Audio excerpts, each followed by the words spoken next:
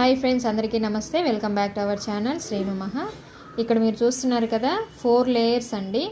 ఈ అంబ్రెల్లా కట్టుతో ఎక్కడ మనకి జాయింట్ అనేది రాదు. ఇలా సైడ్స్ ఎక్కడ జాయింట్ రాదు, ఈ మధ్యలో హోల్ మాత్రమే వస్తుంది.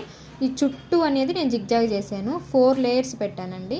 ఒకదానికొకటి తక్కువ డిఫరెంట్గా కట్ చేసేసుకొని, ఇది ఎక్కువ ఉంటే ఇది తక్కువ, ఇది తక్కువ, ఇది తక్కువ, దీనికంటే ఇట్లా స్టెప్పులుగా కట్ చేసుకొని ఈ విధంగా పెట్టాను. ఇప్పుడు ఈ 4 పీసులు తీసుకొని హ్యాండ్కి పెట్టేసుకోవాలి.